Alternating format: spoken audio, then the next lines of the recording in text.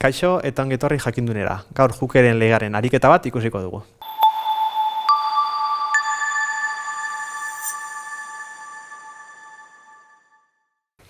Bideo honetan hurrengoko datuak ematen dizkigute. Esaten digute malgukiaren konstante elastikoa zein dan, eta esaten digutena da zenbat indar aplikatu behar zaion 20 zentimetro luzatzeko.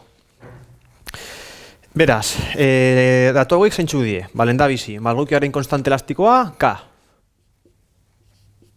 Eta 20 zentimetro luzatzeko, esango genuke 20 zentimetroak luzatzen dana.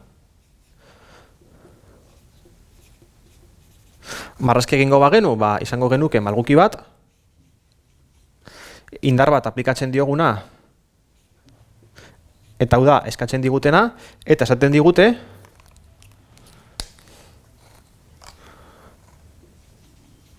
hogei zentimetro luzatu dela. Beraz, 20 zentimetroak hauek izango liekez.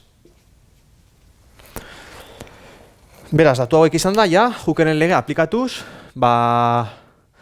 indarra kalkulatu dezakegu.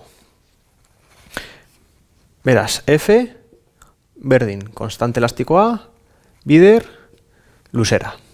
Datu hauek formula barruan sartzen baditugu, ikusiko genuke K kalkulatu behar duguna, bider, 20 zentimetro, gogoratu 0,2 metro. Beti metrotan jarri behar dugu.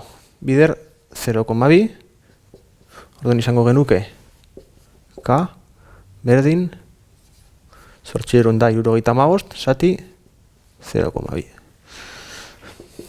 Beraz, hau kalkulagailuan sartzen badugu, aplikatu behar zaion indarra,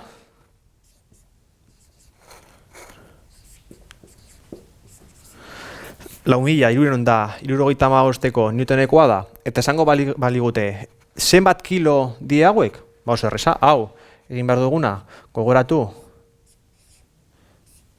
F dala masa bider azelerazioa, kasu honetan, azelerazioa gravitatea da, eta gravitatea 9,8. Beraz, hau, kilotara pasatzen nahi badugu, inbarko genuke, hau, zati, 9,8, eta izango genuke, 400 da 46,4 kiloko indarra aplikatu beharko genuke. Indarra ez, pisua.